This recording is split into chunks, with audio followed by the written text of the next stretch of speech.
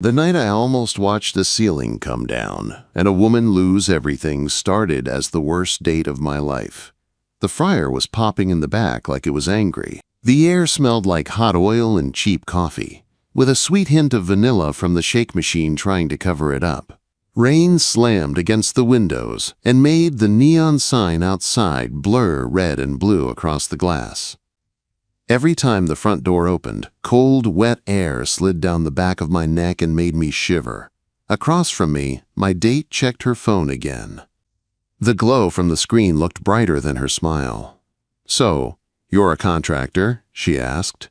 Her tone said she was already bored. "Structural," I said. She nodded like she did not really care. "That sounds unstable." I could have explained that I keep buildings from falling down. That I read steel and concrete the way other people read books. Instead, I just took another sip of burnt coffee and felt the vinyl seat stick to my forearms. This date was already a failure. I had no interest in fixing it.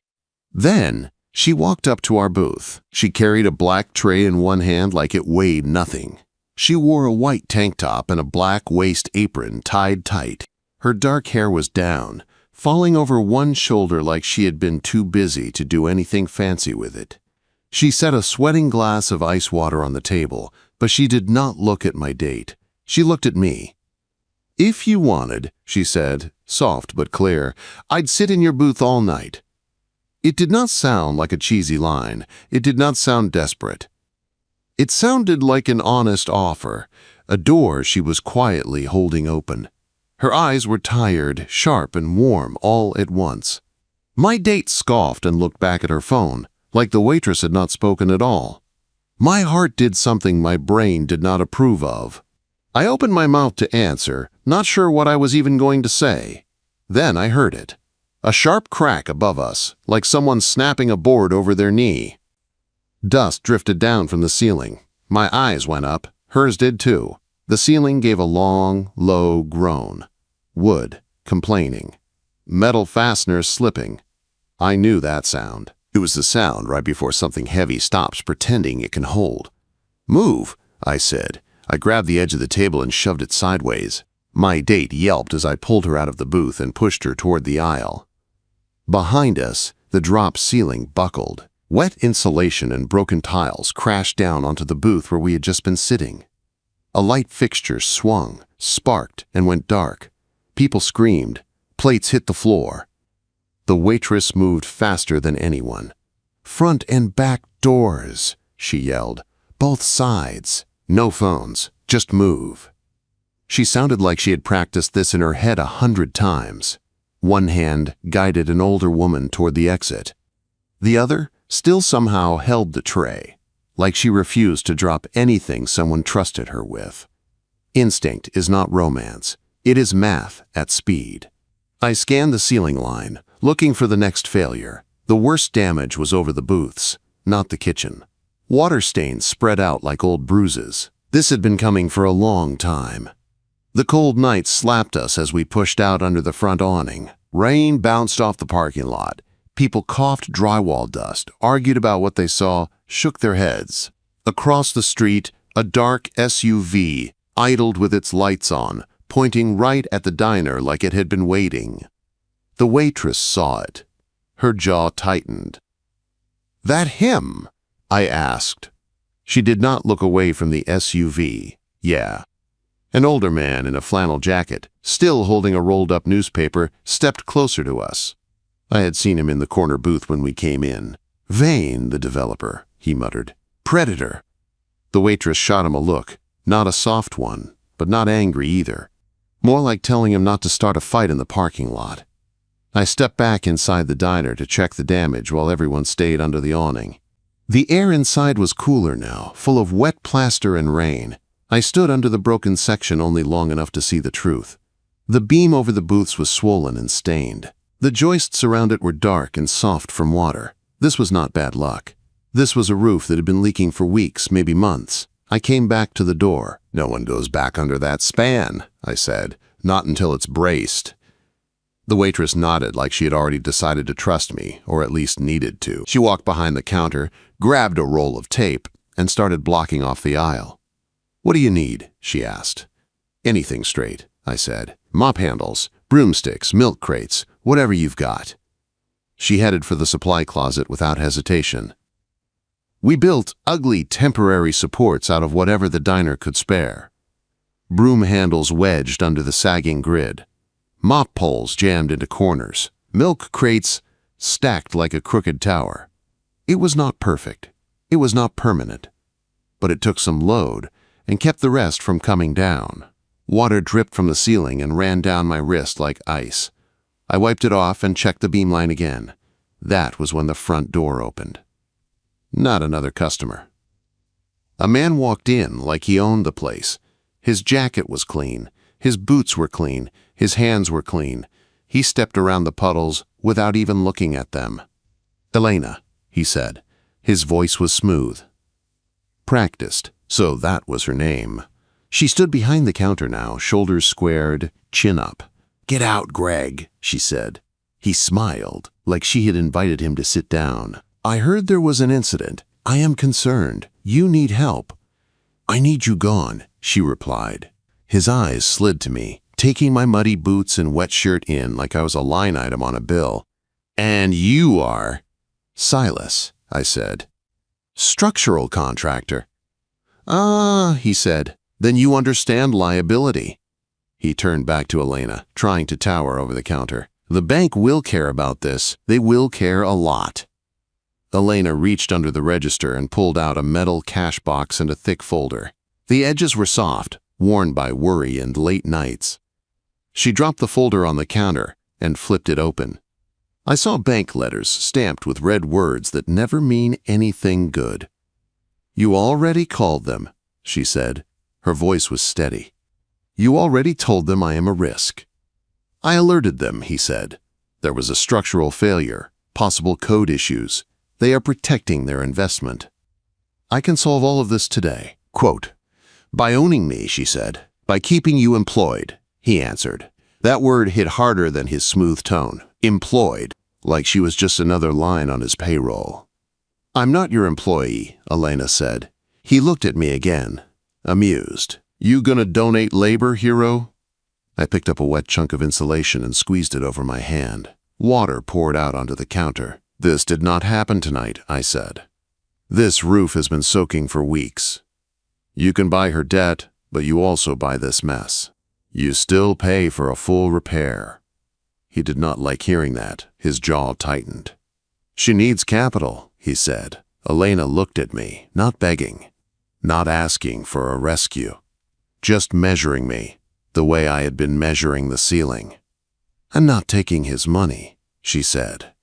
Something settled in my chest when she said that. She was not looking for a savior. She was fighting to keep her own ground. I nodded once. "Heard you." Greg Vane watched that small exchange and completely misread it. People like him always think the only thing that matters is who signs the check. He smiled, cold around the edges. "You have 30 days before they take this place," he said. "You will not make it." Then he turned and walked back out into the rain. The ceiling above us creaked softly. The tape line fluttered in the draft. Elena laid both hands flat on the counter, leaned over her folder, and stared at the numbers like they were a wall she had to climb. I stood there, wet, tired, heart pounding from more than the near miss, and I knew one thing for sure. I was not done with this diner. And I was not done with Elena. The inspector came the next morning. I got there before he did. The rain had slowed down to a steady gray drizzle. The diner looked tired from the outside. One side of the neon sign was out. The big windows were streaked with dirt and dried rain. Inside, the broken part of the ceiling was still taped off. Buckets sat under the worst strips. The rest of the diner was quiet. No music, no orders, just the low hum of the fridge and the soft sound of Elena flipping pages in her folder. She stood behind the counter with a pen between her fingers, hair pulled back now, eyes red like she had not slept much. "You came back," she said. "Yeah," I said. "You make good cocoa." Her mouth twitched like she almost smiled. Before she could answer, the front door opened and the inspector walked in. He had a hard hat with the sticker still on it and a clipboard that already looked tired of his job. He did not ask how anyone felt. He went straight to the taped-off area and looked up. "This span needs permanent support," he said, tapping the stained beam with the end of his pen. "You keep this section closed until you have a stamped repair plan and real posts under it. Permit, engineer, sign-off, the works." Elena wrote down every word. No drama, no fight, just facts. The inspector moved to the back door. "Show me your grease trap," he said. Elena's jaw tightened. "It's serviced," she said. "Show me," he repeated. We went out into the narrow alley behind the diner. The air smelled like wet concrete and old fry oil. The grease trap sat like a low, ugly metal box in the ground, half hidden near the wall. The lid was a little crooked. The rubber gasket around it was cracked. He frowned. "You need to get this sealed right," he said. "Keep service receipts. If someone wants to shut you down, they will go for this first." Elena pulled a plastic sleeve from her folder. It held greasy paper receipts with company names, dates, amounts, signatures. "Good," he said. "Keep these close. You will need them." He left with a short nod. No comfort, no extra words, just a warning and a checklist. Elena stood there in the alley for a moment after he drove off, folder hugged to her chest. Her shoulders were stiff, but her hands shook just a little. "You okay?" I asked. She did not lie. "No," she said. Then she took a breath and looked at the grease trap. "Don't touch that," she added. "I'm not," I said. "I'm just looking." I knelt beside the box and checked the lid, the gasket, the edges. The smell rose up sharp and sour when I lifted the corner. "If Vane wants a weapon, this is his," I said. "He will call the bank and the health department and say you are out of compliance." She stared down at me. "Why do you care?" Quote. I pointed up at the roofline. "Because the structure doesn't care who is right. It just fails, and he will use any crack he can find. You need this tight, and your receipts ready." She shifted the umbrella in her hand until it covered both of us, even though I was already soaked. She did it like it was nothing, like sharing space with me was automatic now. "Can this place even be saved?" she asked quietly. I looked at the roof, the beam, the grease trap, the tired old walls. Then I looked at her. "Yes," I said, "if we move fast and don't let him write the story for you." That night, my crew rolled in with a flatbed and a generator. The parking lot lights bounced off metal posts, screw jacks, plywood sheets. My guys grumbled about the rain but got to work. We set temporary posts under the bad beam, adjusted the jacks little by little, lifting just enough to take the load. You do not jack a soaked structure like you are trying to win a race. You do it slow, listening for any crack that sounds wrong, watching every line. Elena stayed the whole time. She made coffee for the crew and taped off the kitchen. She wrote down every cost on a yellow pad in tight, neat handwriting. She held flashlights when we needed a third hand, never complaining when the cold wind cut through her thin jacket. Around midnight, when the ceiling finally stopped groaning and the beam felt solid enough for now, she handed me a mug. "Cocoa," she said. "Real vanilla, not from a machine." Steam curled up into the cold air, my fingers wrapped around the mug, grateful for the heat. "Roof's safer than the dining room," she added. "Come on." We climbed a metal ladder at the back, up to the flat roof over the kitchen. The town spread out around us, quiet and wet. Street lights softened in the mist. The parking lot below was empty except for my truck and her old sedan. We sat on the low parapet, shoulders almost touching, cocoa warm between us. "How long have you been holding this place up by yourself?" I asked. She kept her eyes on the lot. "Long enough," she said. "No story, no pity, just 2 words." I told her my own truth. "I slept in my truck for 5 years," I said. "Job sites, rest stops, anywhere legal. Saved every extra dollar. Not because I love being uncomfortable, because I hate being trapped." She turned her head, studying me. "Options," she said slowly. "Yeah," I said. "Options like walking away from bad deals, buying my own tools, not owing anyone with teeth." She looked down into her mug. Her voice dropped a little. "I need 15,000, she said. "I know," I answered. I had seen the numbers in her folder, the bank letter, the red stamps. I did not give her a speech, just the truth. The next day, a courier came in with a thick envelope. Elena opened it at the counter. Her lips moved as she read it twice. Notice of default. Foreclosure steps. Dates. Threats dressed up as formal words. She set the envelope down like it was hot metal. Her hand stayed on top of it. 5 minutes later, Greg Vane walked in like he had been parked outside waiting for the smoke.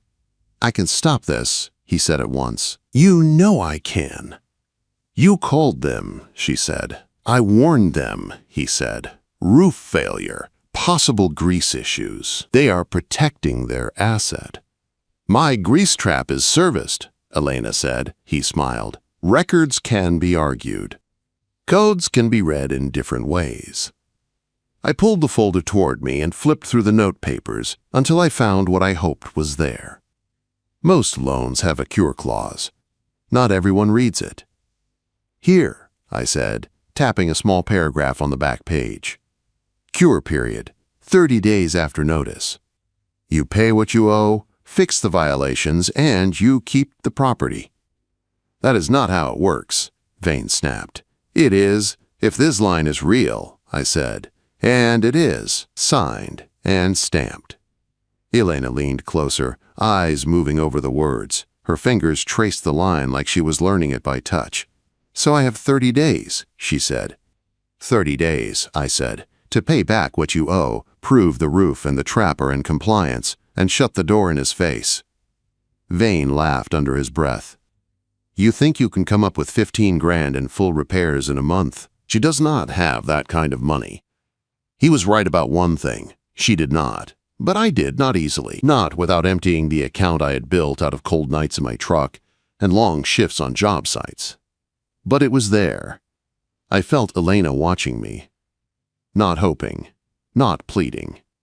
Just waiting to see what I would do with the choice sitting between us.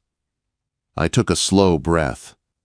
"Tomorrow morning," I said, looking at her and not at him, "we go to the bank." Her eyes widened just a little. "With what?" I met her gaze. "With your receipts, that clause, and my cashier's check." The room went very quiet. The fryer in the back clicked off. Rain hit the windows harder. Vane stared at me like I had stolen something from him. "You're making a mistake," he said. Maybe I was, but for the first time in a long time, the risk felt like a choice I wanted. I looked at Elena.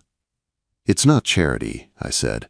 "It's a partnership. 50-50. Your kitchen, my structure. We both get veto power. No one owns the other." Her hand tightened on the edge of the counter. She swallowed once, eyes locked on mine. "Okay," she said softly, "tomorrow." And as I walked out into the rain that night, I knew I was not just betting on a building, I was betting on her. The bank smelled like paper and cold air. The next morning, I walked in beside Elena, both of us damp from the drizzle outside. She held her folder tight against her chest. I held a cashier's check inside my jacket. It felt heavier than steel. The teller, Barb, knew me from deposit runs for past jobs. She wore glasses on a chain and had a calm face that did not change much. "Morning, Silas," she said. Then she looked at Elena. "You must be Elena from the diner." Elena nodded once. "Yes, ma'am." Barb looked between us like she could tell this was not a normal visit. "What can I help you with?" I set the cashier's check on the counter. "We need to bring a loan current," I said. "And stop a foreclosure." Barb's eyebrows went up a little. She took the check with careful fingers and typed something into her computer. "We'll need the note number," she said. Elena opened her folder, hands only shaking a little now, and slid the loan papers across the counter. "It's all here," she said. Barb started reading. I watched Elena instead. She stood straight, chin up, like the floor might tilt, but she would not. The front doors opened hard. I did not have to turn to know who it was. "Stop that transaction," Vane said. His voice was louder than it needed to be. People in the waiting area turned to look. Barb did not. She kept her eyes on the screen. "Mr. Vane," she said, calm, "you will need to wait your turn." "I hold that debt," he snapped, pointing at Elena's papers. "I have an agreement with the bank to buy that note." Barb finally looked up at him, then at us. "This payoff came first," she said. "And this customer is still inside her cure period." She turned the paper around and pointed at the same small paragraph I had found. 30 days, she read. "This is day 2. Vane's mouth tightened. "She cannot pay the balance. She cannot afford repairs. This is a pointless delay." Quote, I slid a printed copy of the code and a list of receipts across the counter. "Roof shoring is in place," I said. "Engineer is lined up. Grease trap service is current and will be sealed and documented. She is not out of compliance." Barb checked the numbers on the check against the amount due. Her fingers tapped the keyboard. The screen reflected in her glasses. "Elena," she said, lifting her eyes, "do you authorize this payoff?" That was the moment. Elena did not look at me. She did not look at Vane. She looked straight at Barb, shoulders square, eyes steady. "Yes," she said. Her voice was quiet, but it did not shake. "I do." She signed where Barb pointed, ink on paper. A choice locked in. Vane's face went red around the edges. "You are making a mistake," he said. Elena set the pen down with care. "No," she said. "You were counting on me not reading the fine print." Barb stamped the papers, filed the cure notice, and handed Elena a copy. "Your loan is now current," she said. "Foreclosure process is stopped while you complete repairs and inspections." Quote, something in my chest finally let go. Outside on the sidewalk, the sky was still gray, but it felt lighter somehow. Traffic hummed on the street. Elena stared down at the stamped letter in her hand like she could not quite believe it. "You just spent your savings," she said. "Most of it," I answered. "On my building." "On our building," I said. She looked up at me, eyes shining but not spilling. "You don't even know me," she said. I let out a slow breath. "I know you stood your ground when it would have been easier to fold. I know you stayed all night while we worked the roof. I know you would rather fight with numbers than beg. That is enough for me." Her jaw moved like she was holding back a wave of feelings. Then she nodded. "Okay," she said softly. "Then let's build something real." We signed the partnership agreement that afternoon at a corner table in the closed diner. It was just us, a cheap pen, and a thick binder I had put together the night before. 50-50, I said, pointing to the first line. "Profits, decisions, all of it." She read every page. She did not rush. "You have veto power," I added, tapping another clause, "on any design change, menu change, major vendor. If I try to turn this place into something you hate, you say no, and the answer is no." Her eyes moved down the page. "And this exit clause?" she asked. "If you ever want out," I said, "you can sell your half to me at a fair price. If I want out, same deal. No traps. No tricks." She studied me for a long second, like she was checking for cracks. Whatever she saw there made her shoulders drop a little, tension easing. She signed. Then I signed. 2 names on the same line. The next 2 weeks were nothing but work.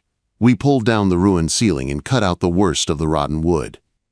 New beams went up, bigger and stronger, sistered tight beside the old ones. Fresh posts went down to clean footings. My crew swore, laughed, and drank gallons of coffee.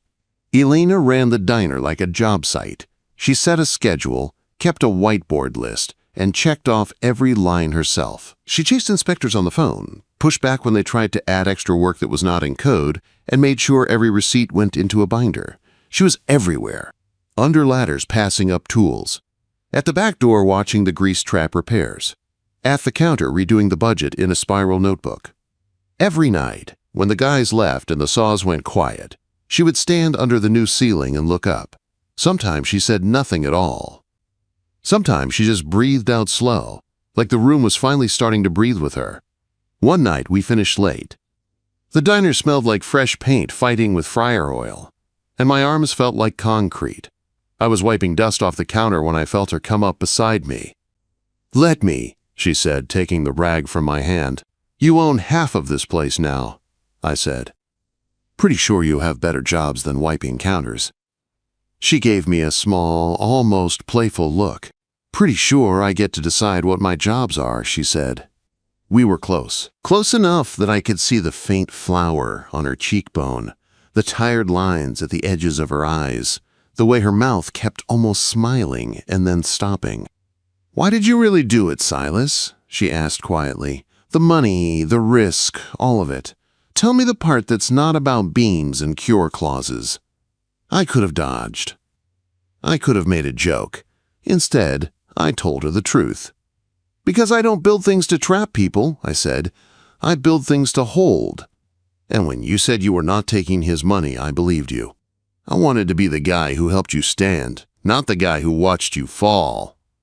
Her eyes searched my face like she was trying to read all the small print.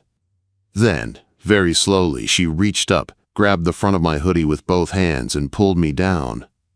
Her kiss was quick and hard, like setting a bolt tight. Warm, sure, no hesitation. My whole body lit up, steady and strong, like a beam-catching load it was built for. She pulled back first, cheeks flushed. Don't make it weird, she said, breath a little unsteady. I smiled. I won't, I answered. She turned away, but I saw the small, real smile she tried to hide as she walked toward the kitchen. Reopening day was 3 days away. The paint was almost dry. The new lights were straight and bright. The roof was tight and silent over our heads. We had saved the building, but I had no idea yet what would happen when we opened the doors and Vane walked back in. Reopening day did not feel like a party. It felt like a test. The air in the diner smelled like fresh paint, trying to fight with fryer oil and coffee. The vanilla scent was back from the shake machine, but now it mixed with something cleaner. New ceiling tiles ran in a straight line above the booths. New lights hung in a neat row, bright but warm. We flipped the sign to open at 7. For the first 10 minutes, no one came in. I wiped the same section of counter 3 times. Elena pretended to check the coffee maker, but I could see her eyes flick toward the door every few seconds. Then, the bell over the door rang. A mom with 2 kids walked in, holding their hands tight. She stopped, looked up at the ceiling, then at Elena. We missed your pancakes, the little girl said. Something in Elena's shoulders loosened. Then sit wherever your mom says, and I'll fix that, she replied. More people followed. A pair of road workers in orange vests, still dusty from a job. A nurse in scrubs. 2 teenagers who usually acted too cool to care about anything. Old man Miller walked in last, like he always did. Same flannel jacket, same newspaper tucked under his arm. He stopped under the new beam and tilted his head back, checking the line the way I had the night before. Looks solid, he said. It is, I answered. He nodded once and headed for his usual booth. It was under the new, stronger section. He sat down without fear, like that was his way of saying he trusted us more than any inspection tag. The morning stayed steady. Orders came in slow but sure. People looked up at the ceiling more than they used to. They ran their hands along the braced posts. Some of them thanked Elena. Some just left big tips. By noon, the place was almost full. The sound of forks and low talk filled the room. The diner felt alive again. That was when the door opened and the room shifted. Greg Vane walked in, wearing a dark coat and a careful smile. His shoes were too clean for a place that still had a little dust hiding in the corners. He paused under the new ceiling, eyes scanning the beam line, the posts, the inspection sign near the door, the framed cure letter on the wall. His jaw moved once. Elena stepped out from behind the counter before he could take another step. She stood in his path, apron on, pen in hand, like this was just any other moment in her day. You're not here to eat, she said. I am a customer, he replied. Is that a crime now? His voice carried across the room. Conversation slowed and then stopped. Chairs creaked as people turned to look. I came out from the back and stood a few feet behind Elena, not crowding her, just there. She nodded toward the wall by the door. You're here to see if I broke, she said. The inspection sign hung there, signed and dated. The cure letter from the bank was framed right beside it. Next to that, in a clear sleeve, were the grease trap receipts and a copy of the city code I had printed out. Vane's eyes flicked over everything, fast and sharp. "Paper does not change reality," he said. "This place is still weak. You will still fail. You should have taken my offer." No one laughed. No one looked away. The teenage boy in the corner booth set his phone down. The nurse crossed her arms. The two road workers turned their stools so they were facing the counter. The mom with the kids pulled them a little closer but did not leave. Old man Miller folded his newspaper and placed it on the table. Then he took off his glasses, set them on top of the paper, and turned on his seat to stare at Vane. The room went quiet. Really quiet. The kind of quiet you feel in your chest. "You have rights," Vane said, louder now. "I am allowed to be here." I walked up until I stood shoulder to shoulder with Elena. I did not raise my voice. I did not need to. "You lost," I said simply. "On paper, on the roof, on the grease trap. She is current. She is in compliance. This is not your building." Vane glared at me. His eyes dropped to the keys hooked on my belt, to the dust on my boots, to the small grease streak on my sleeve. "She is still weak," he said. "What happens when the market dips? When a pipe bursts? When something else fails? You cannot save her from everything." Elena did not flinch. "I don't need you to worry about me," she said. "Especially not from my doorway." Barb from the bank had stopped in on her lunch break. She sat at the counter with a sandwich and a coffee. She lifted the cure letter copy she had brought, tapped it once, then set it back down where he could see it. She did not say a word. She did not have to. Across the room, a dad pushed his chair back and stood. He did not step forward. He just stood, arms folded, watching. A couple of other people stood too. No one told Vane to leave. No one shouted. They just watched him. The silence felt heavy, but not the same way a failing ceiling feels. This weight was on him, not on us. His fake smile slipped. "You all think this is over," he said. "It is not." Quote. He looked at Elena one more time, maybe hoping to see fear. Instead, he saw a woman who had read every line, signed every paper, and stood under her own roof without flinching. He took a step back. Then another. The bell over the door rang as he opened it. For a second, cold air blew in and made the new light sway just a little. Then he was gone. The bell fell silent. For a moment, no one moved. Then the teenage boy picked up his phone again.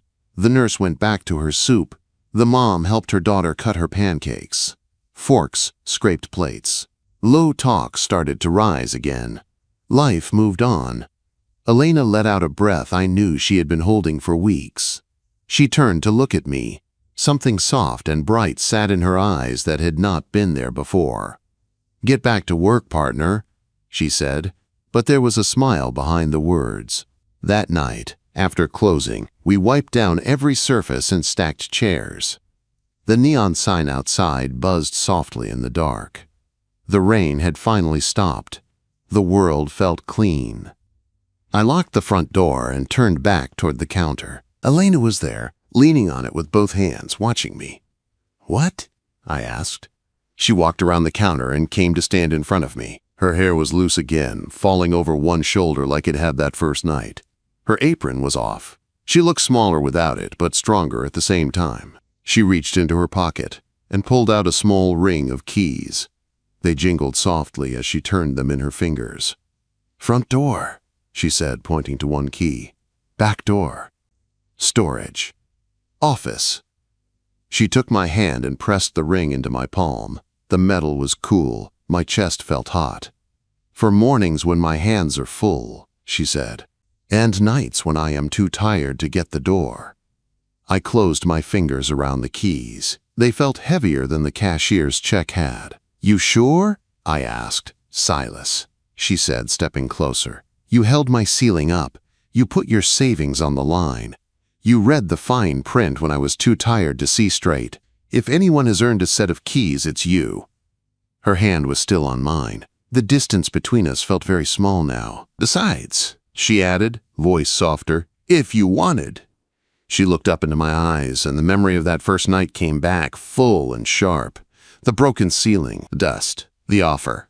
"I'd sit in your booth all night," she finished. "For real this time, no emergency needed."